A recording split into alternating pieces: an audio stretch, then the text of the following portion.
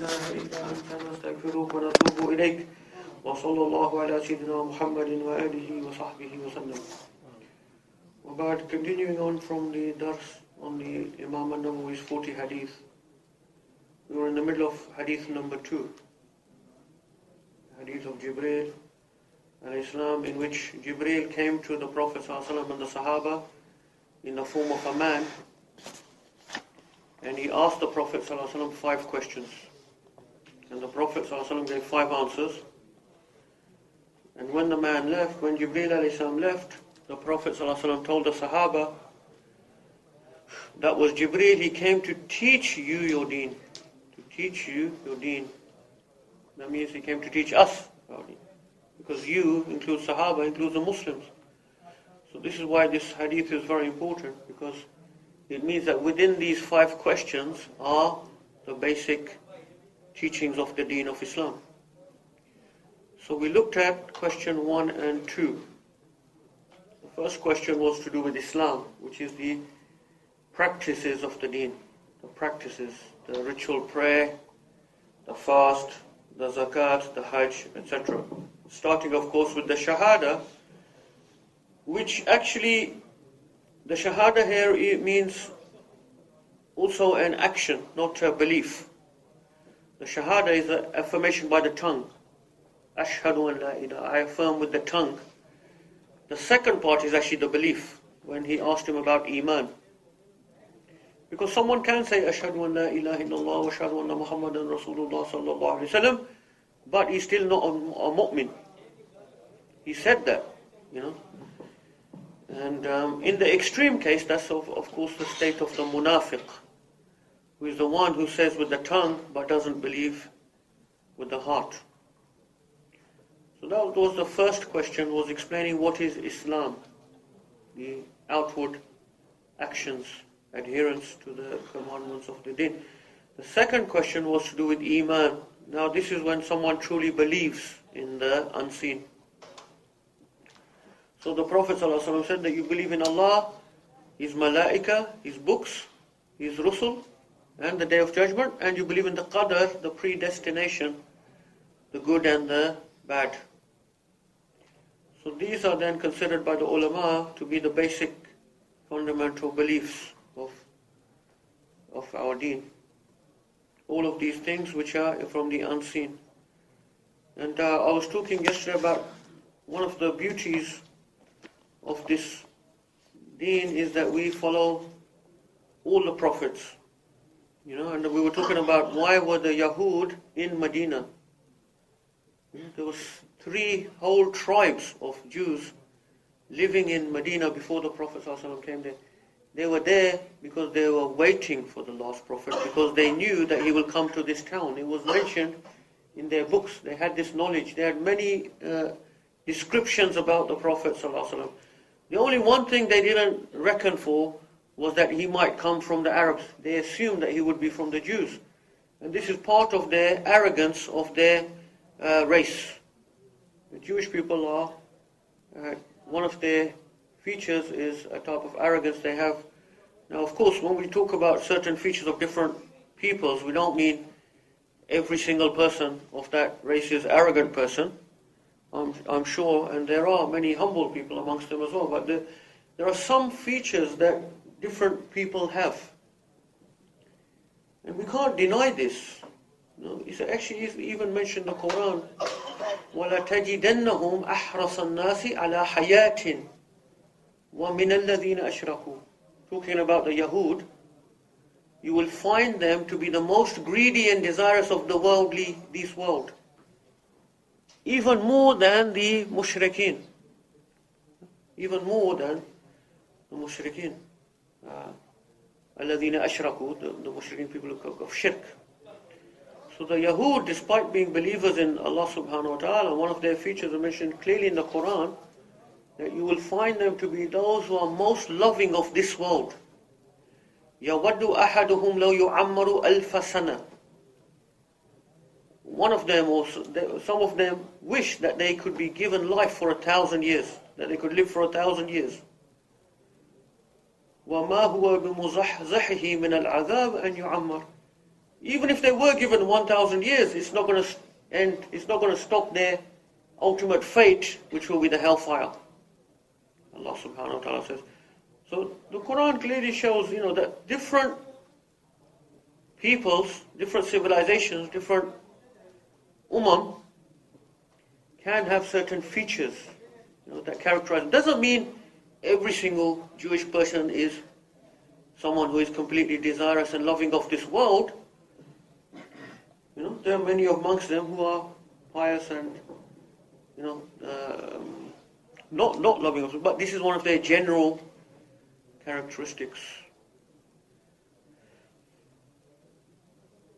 In Western countries now, actually, it's almost impossible to make any type of statement of this type. Not regarding just Jews, but regarding any people. To say that one race or one civilization or one type of people are different to another has become taboo in Western countries, and the reason for that is interesting. It's because of the extremes that they went to. The Europeans went to an extreme in the 20th century where certain fascist movements arose and committed huge atrocities because they went to the other extreme.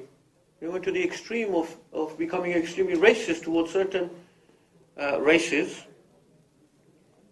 This belief actually arose partly due to the theory of evolution, one of the most dangerous theories that has come about amongst people, theory of evolution. So people like Adolf Hitler, Mussolini, these fascist leaders of European countries who started saying, the white race is superior to all other races. All other races are below us on the evolutionary scale. We are the height of evolution. The white man, the white, the blue, the blonde hair, blue eyes, white man, European white man is the peak of the evolutionary scale, the rational white man.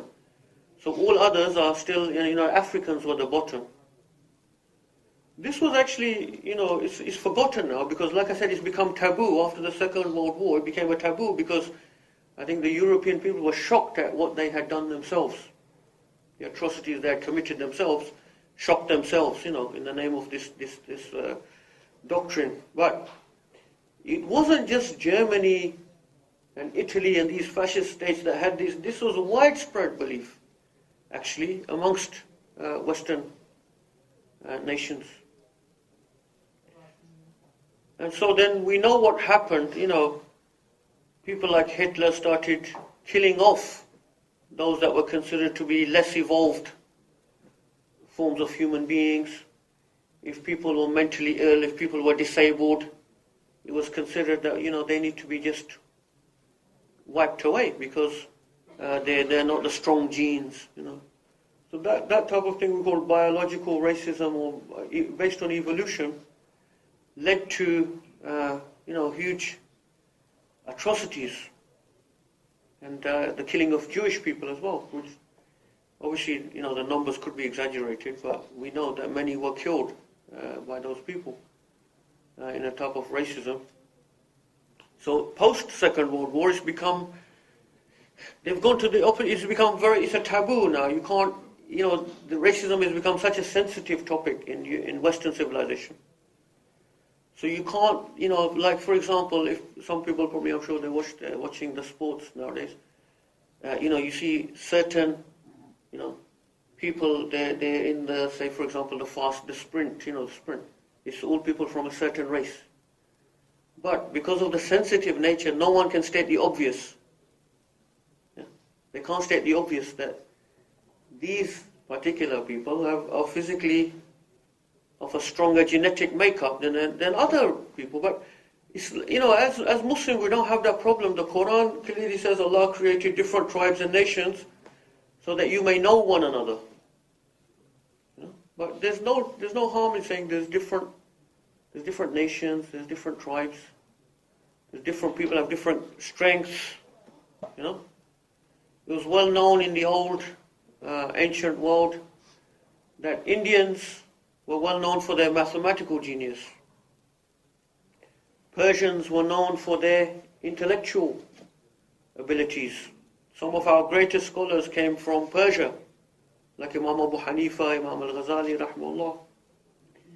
The Indian civilization, even before Islam, the Hindus, they were mathematical geniuses, much further. They took mathematics much further than other civilizations. They were the first people to introduce the zero into mathematics, and now you know what's the importance of that zero. No other people have known in history to have actually invented or discovered the zero, and the Muslims took it from the Indian civilization, and from the Muslims it came into Europe. So different peoples, Allah has given different strengths, different characteristics, and the beauty is that what is meant to be the divine plan is that we should come to know one another. We should meet one another in different cultures, different types of people. This is what the Quran says, but which now in the West is a taboo. It's very important for us to study the Western civilization just like they study us.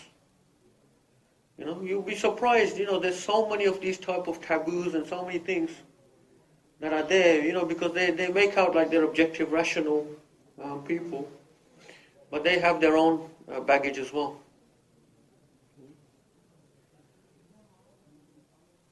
Okay, so going back to the Hadith, so the Yahud were there in Medina. Now, one of the things the Yahud have is this arrogance. So when the Prophet ﷺ came, they knew exactly this is the true Prophet.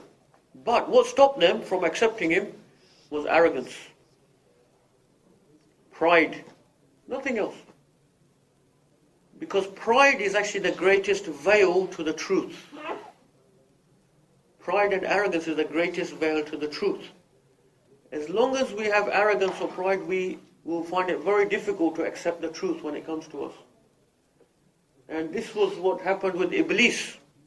When Allah subhanahu wa ta'ala said to him, "Usjudu," Aba wastakbara wa kana min al-kafirin. He refused. Wastakbara, he was arrogant. He was proud. That's why he refused. Even though the truth was in front of him, he was unable to follow the truth. And this is exactly what happened with the Yahud. The truth was in front of them, but because they were full of the glory of their own race, they were full of this idea that we are the chosen people. They were full of this idea that the last prophet is going to be a Jew, and then we're going to take over these Arabs. And they used to threaten the Arabs. They used to say this to them often in Yathrib.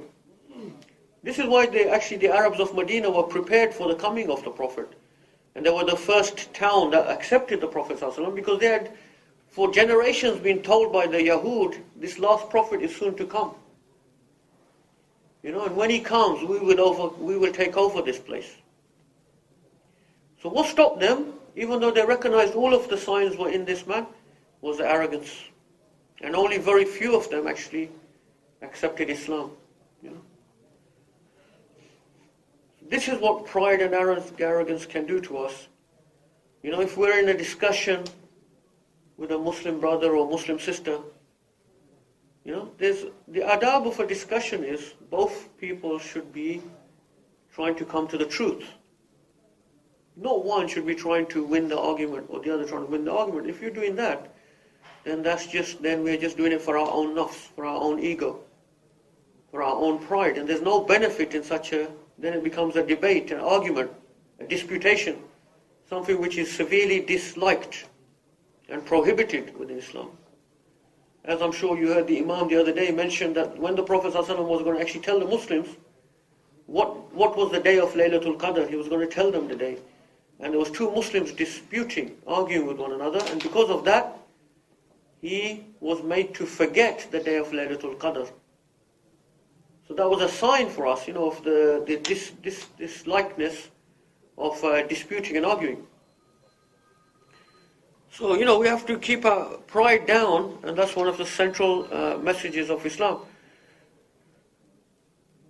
So, when the Prophet ﷺ came, they knew who he was. And then the Prophet ﷺ mentioned separately, تُؤْمِنُونَ بِالْقَدَرِ خَيْرِهِ وَشَرِّهِ, because this is a very important thing we have to believe in. And Hadith number 4 is related to this as well. Inshallah, we'll talk more about it when we get to Hadith number 4. Is that we believe that everything is predestined. Allah subhanahu wa ta'ala has written everything before it happens.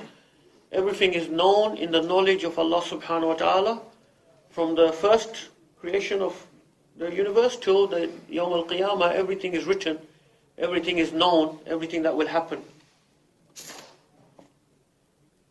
And then the third question that Jibreel alayhi salam asked was about ihsan. So we can see that there's a progress. Islam, Iman, ihsan. These are actually levels of our Iman. So what did the Prophet ﷺ say is ihsan, as can be translated as, I don't know how they translate it here, but excellence or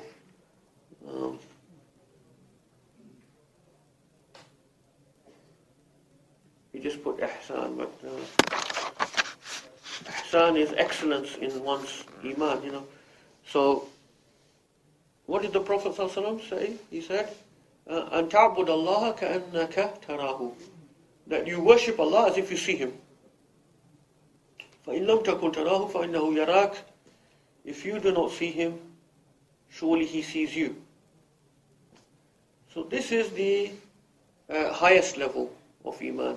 When we first we come into Islam, then we go into Iman, when we become fully believers, and then we become on the level of ihsan, which is also known in the Quran as al-muqarrabun. If you read Surah al-Waqi'ah, the Quran clearly mentions 3 categories, not 2. Ashabul Yameen, Ashabul Shimal, the people of the right hand, which are the believers, the people of the left hand, which are the disbelievers, but then the third category, al-muqarrabun, those people who are very close to Allah subhanahu wa ta'ala. Those people who are very close to Allah subhanahu wa ta'ala, and this is this level which is called ihsan. So the commentators of this, especially the people of Tasawwuf, have mentioned that these two parts of this, أَن تَعْبُدَ اللَّهَ كَأَنَّكَ تَرَاهُ, you worship Allah as if you see Him, is what they call a state of muraqabah. The state of muraqabah. So you actually are then in the presence of Allah subhanahu wa ta'ala.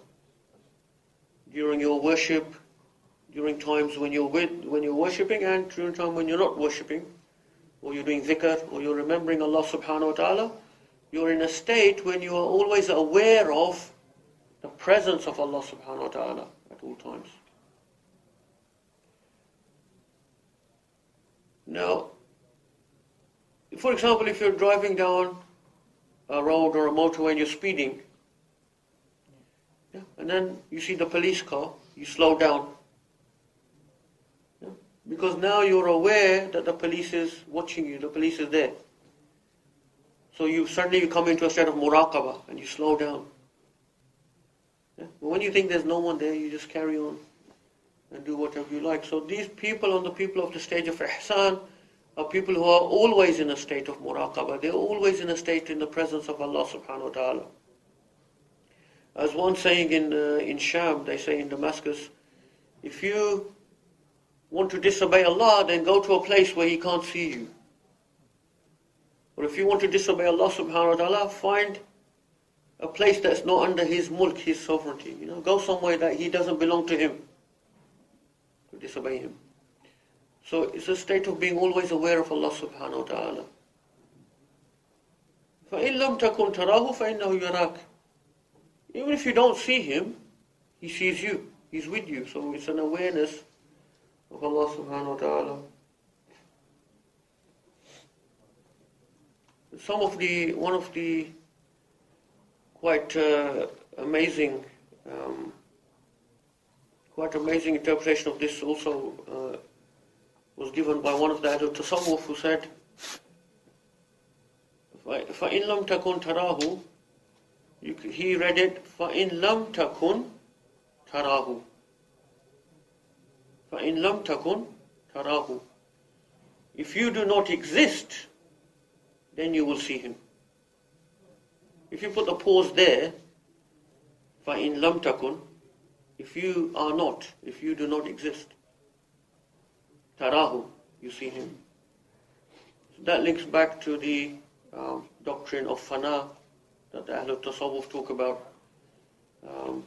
So when someone has so negated their own nafs, they have negated their own pride and arrogance. Remember we were talking about pride and arrogance, so they have disciplined themselves, they have carried out this mujahada to purify themselves. And they have come to the point where they are so humble that their own self vanishes, and they realize the majesty of Allah subhanahu wa ta'ala, and they realize the reality that they are nothing. So it's just coming back to a point of reality. They realize actually what is haqiqah, that they are nothing. So at that time all they see is simply the actions of Allah subhanahu wa ta'ala. So they come into a state of mushahada, a state of witnessing. They don't see anything, they don't see creation anymore. They see only but the decree and the action and the direct act of Allah subhanahu wa ta'ala taking place. So if someone came to them and gave them £1 million, they don't see the person, they see simply that Allah subhanahu wa ta'ala has created that and is giving it to them. And if someone came and punched them, they see only the act of Allah subhanahu wa ta'ala taking place. So that is the thing for us to aim for. To get to this level where we are truly humble in front of Allah subhanahu wa ta'ala. We realize our reality, that we are truly fuqara. Antumul fuqara, it says in the Quran. Antumul fuqara. Wallahu al-ghani. Allah is the one who is ghani. So that's what it means by fana. That's what it means by ihsan. To actually realize the truth of that statement. The truth. Because by our arrogant nature, we tend to lose that truth. We attribute to ourselves power. We feel that we are something, we are somebody. You know, by the very nature of our nafs. This was the thing. This is the problem that Iblis had. Istakbara. You know, he said, "Ana khayrum minhu." He didn't bow to Adam. He said, "Ana khayrum minhu." I am better than him. Before that point, Iblis was said to be amongst the greatest worshippers of Allah subhanahu wa ta'ala. That's why he was amongst the malaika. Because he was from the jinn, but because he was such a high level in front of Allah subhanahu wa ta'ala, because of his worship, he was amongst the malaika. But at that point, you see, then his arrogance came in. And he started thinking that he is somebody. So he lost touch with reality, which is that he is nothing, like all of us. Like the whole of creation is nothing in front of Allah subhanahu wa ta'ala. He's simply kun fayakun. So that was the third question.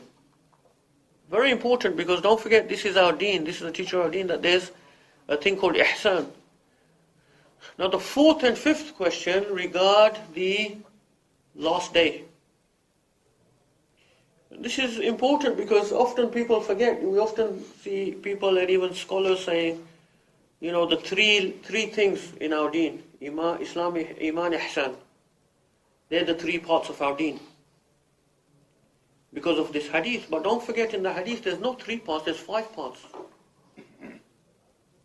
So don't forget, there's another essential thing that makes up our deen, which is the ilmu sa'a, or the alamatu sa'a, amaratu sa'a.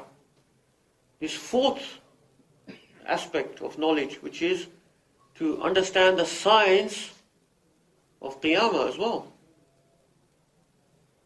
That's also part of the deen according to this hadith. Jibreel came, yu'allimu deenakum, he came to teach you your deen. So it's not just Islam, Iman, Ihsan, there's also the fourth aspect. And that's why it's very important to study this science. The Prophet ﷺ said one of the actual signs of the last day is that the people will stop talking about Dajjal. The Imams, the khutbah, the Khatibs, they will stop mentioning about Dajjal. The Prophet ﷺ used to very often warn his followers about Dajjal, Masih al-Dajjal. To the point, sometimes he would talk about it to such a point that they would be looking around thinking that he's in Medina now. And the Prophet ﷺ said, every prophet warned his followers about the Masih al-Dajjal. Imagine what a fitna it is, that every single prophet from the time of Adam until the time of the Prophet ﷺ, they warned their followers about this fitna of Masih al-Dajjal. But he said, I will give you certain information that no other prophet was given. إِنَّهُ أَعْوَرٌ وَلَيْسَ رَبُّكُمْ بِأَعْوَرٍ. He is one-eyed. Your Lord is not one-eyed. So this was actually a very important information that was given, because this was something only the Prophet ﷺ had given this information, that he is one-eyed. So it's very important for us to actually study this science, and it's a blessing that I studied with certain shuyukh that they were very much used to teach us about these alamatu sa'a. Now the thing is with the alamatu sa'a, as with many other aspects of the deen, they cannot be understood simply by knowledge alone. It requires another dimension, which is taqwa. This deen can never be understood by just knowledge alone. Because the Prophet ﷺ said, مَنْ يُرِيدِ اللَّهُ بِخَيْرًا يُفَقِّهُ فِي الدِّينِ. When Allah desires good for someone, He gives him understanding of the deen. So the fiqh, the knowledge of this deen, comes only through when Allah gives it to you. As Imam Malik said, this knowledge is not kathratu riwayat, many memorizing lots of knowledge. It is a nur that Allah throws into the heart of the believer. And Imam Malik was one himself who had memorized the most riwayat. He was a great muhaddith of his time. What time did we start the dars? 10 to. So, to understand, one of the brothers asked yesterday about the aspect of social justice. What do we need to do? We talk about it, the oppression and all these things, but what do we need to do about this? And once again, this is something that has been some of the greatest scholars of our ummah of recent times have put their minds to this question. It's not something that no one's thought about, But to get to the answer for these things, we have to have two things. We need knowledge, but we also need taqwa. What is taqwa? Because taqwa then means that Allah subhanahu wa ta'ala gives you basira. He gives you an understanding, a deep understanding of the deen, without which it's not possible to understand this deen, especially the alamatu sa'a. I'm not claiming to be of that type of person myself, but I just have benefited from certain scholars that I study with, and also from some others, such as Shaykh Imran Hussain, who I benefited from some of his books and had some correspondence with him through emails. So the first question was, actually, the Jibreel said, tell me about the hour, the sa'a, the actual day of judgment. And what the Prophet ﷺ said was very interesting. Mal mas'ulu anhu bi'a'lam min as-sa'il. The questioner doesn't know anything more than the one who is questioning. Many people have interpreted that means that no one knows when is the actual day of judgment. So even the Prophet ﷺ was saying, even he and even Jibreel, who of course the Prophet ﷺ being the greatest of all creation, the greatest of all the prophets and messengers, by consensus, there's no ikhtilaf about that, that he is the most beloved and the most closest of all of the creation of Allah subhanahu wa ta'ala, and Jibreel being the most closest of all the malaika as well. But of course the status of the Prophet ﷺ is greater than the status of Jibreel alayhi salam, because generally speaking, the insan, the human being, is the highest of all creation. As you know, Adam alayhi salam, the malaika, all had to bow to him, even including Jibreel alayhi salam. So, however, the answer doesn't actually say that the Prophet ﷺ doesn't know. He didn't actually say, I don't know, if you think about it more carefully. His answer was ambiguous. He just said, the question knows no more than the questioner. Do you know what I mean?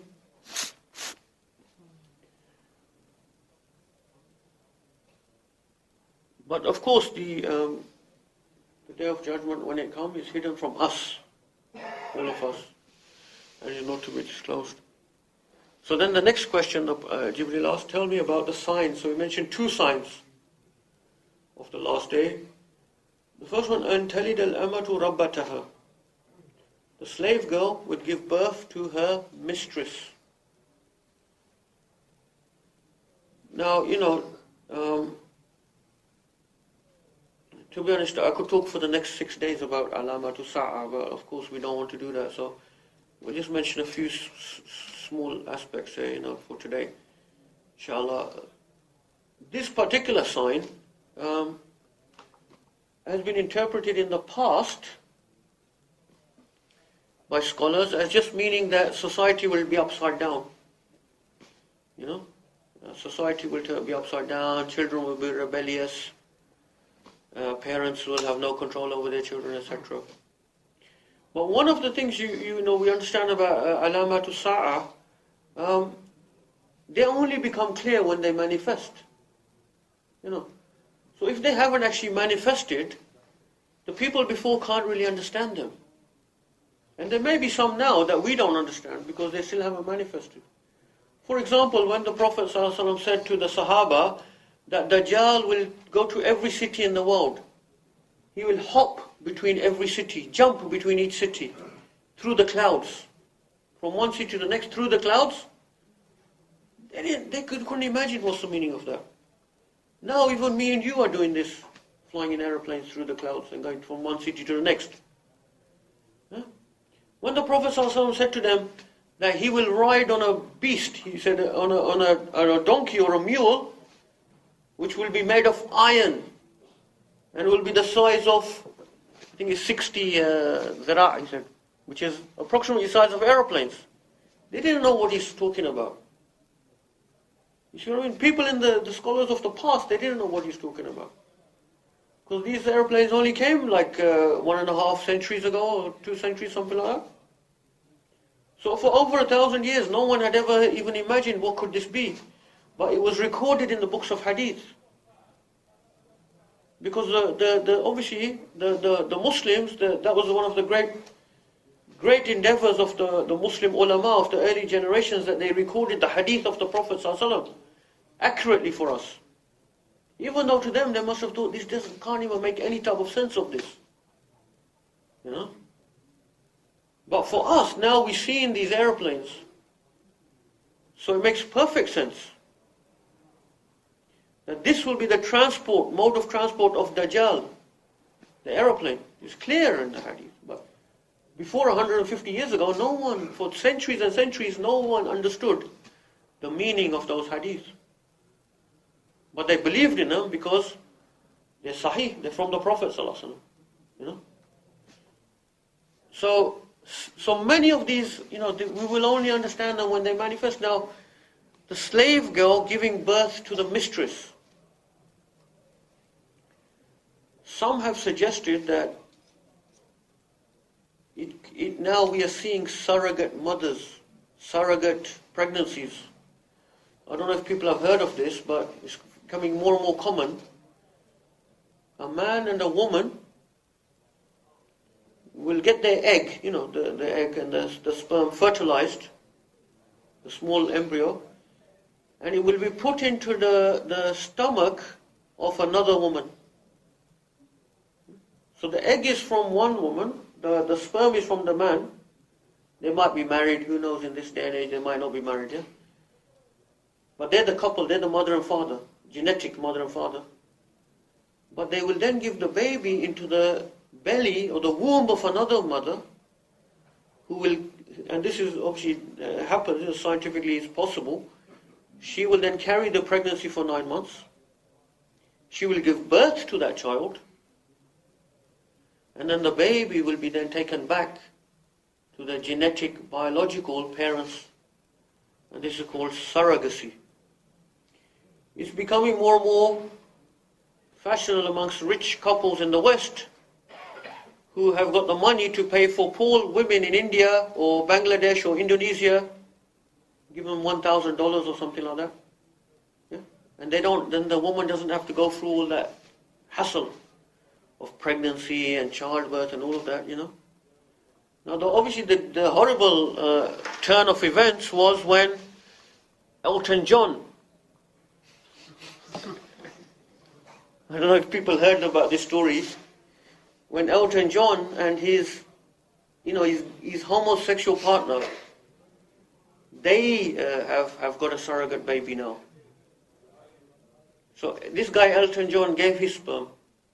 They got the egg donated from another woman, and the resulting embryo was put in the womb of another woman.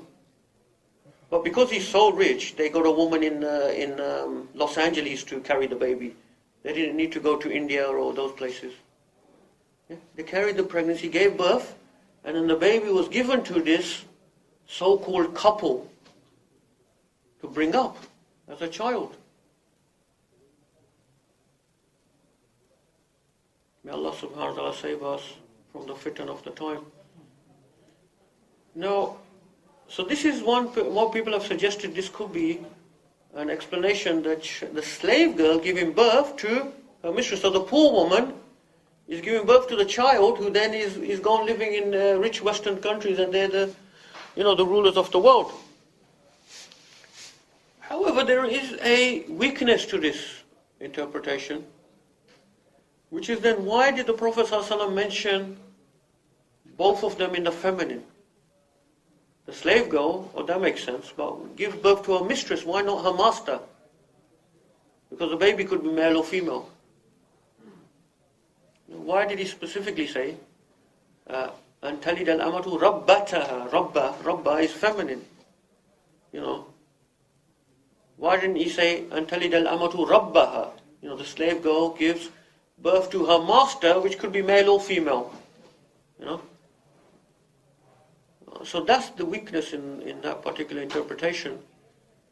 The Shaykh Hamza Yusuf has come with another interpretation of this particular hadith, which I think really is worth thinking about.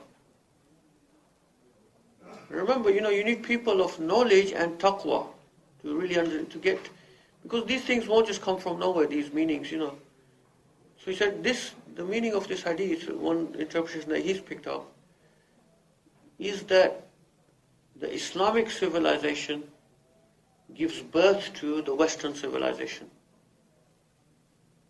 The Islamic civilization, the Islamic Ummah, gives birth to the Western civilization, which then becomes a tyrant against it. تَلِدَ الْأَمَةُ رَبَّتَهَا. Our master, it becomes our master. And we know now, it's becoming much more and more clear that Western civilization has come from Islamic civilization. They inherited so much from Islamic civilization and from Islamic learning. That's where they came out of. From Islamic Spain, from the Islamic East as well.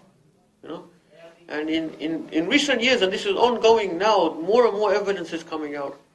But in recent years, so much research has been done in this area, especially since the 9/11 thing, when all the focus turned onto Islam. So much work has been done and so much has come out. If people have watched, about the series that was on BBC shown about science, science and Islam and Western civilization, how much of the science came from the Muslims, more and more is being learned. Also, now it's becoming clear that some of the main philosophers of the Enlightenment period of Europe, they had taken directly from Muslim theologians and philosophers. Descartes, who is considered to be who they call the father of European philosophy, the father of Europe, because he was the first one to trigger off this type of rationalistic philosophy in Europe, which led to their enlightenment and led to them throwing off Christianity and becoming so-called rational and enlightened. He was one of the first. He was a father of the philosophy. If you read his meditations, even before, if someone had read that and they have read Imam al-Ghazali, they would just notice the similarities of Imam al-Ghazali's al-Munqidh min al-Dalala. Practically the same, but now there's actually evidence has come that he actually had copies of that text.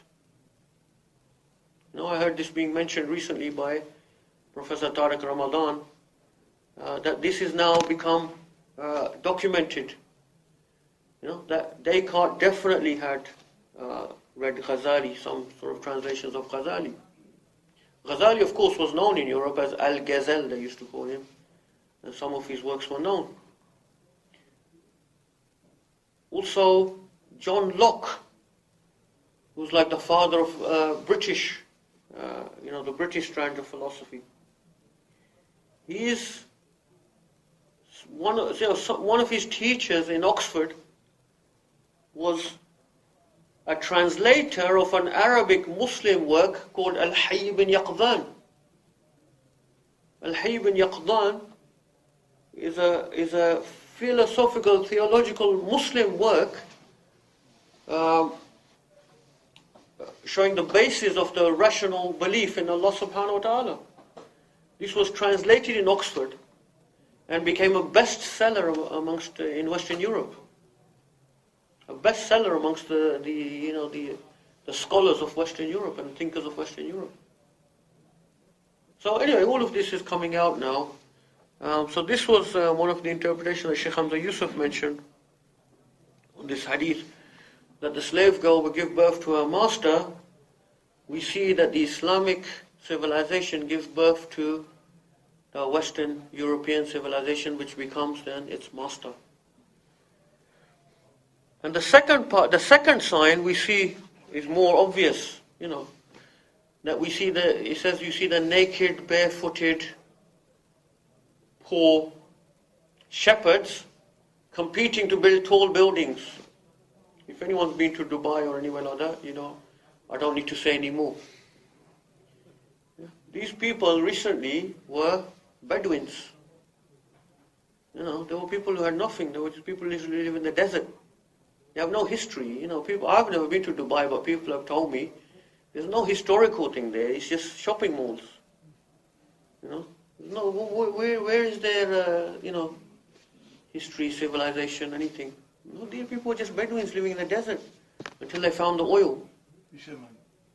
Fishermen, Bedouins. And oil, they just found oil in the last century. In the early coming on to mid 20th centuries, when oil started becoming a major factor. So now we see them building these huge tall buildings. So inshallah, that's the end of the hadith for that one. Inshallah, tomorrow we'll go on to hadith number 3 and 4. Number 3 is quite quick. And we'll talk about hadith number 4 a bit more about the qadr, inshallah, the predestination. May Allah subhanahu wa ta'ala give us tawfiq, give us faham and fiqh of the deen. We ask Allah subhanahu wa ta'ala to purify our intentions. We ask Allah subhanahu wa ta'ala to accept our fasting, our taraweeh, our i'tikaf, our qiyamul layl. We ask Allah subhanahu wa ta'ala to protect the Muslims in the east and the west. We ask Allah subhanahu wa ta'ala to have mercy on the Muslims in Syria and in all of the different countries in the world. We ask Allah subhanahu wa ta'ala to protect the women and children and to give food and drink to the children of the Muslims in all of these countries. We ask Allah subhanahu wa ta'ala to make us of those people who sacrifice their wealth and their lives for His sake and for His deen. We ask Allah subhanahu wa ta'ala to give us deep understanding and knowledge of the deen. Jazallahu anna Sayyidina Muhammad sallallahu alayhi wa sallam wa ahlu. Jazallahu anna Sayyidina Muhammad sallallahu alayhi wa sallam wa ahlu. Jazallahu anna Sayyidina Muhammad sallallahu alayhi wa sallam wa ahlu.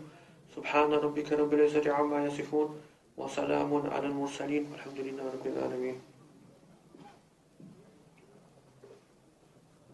Any questions?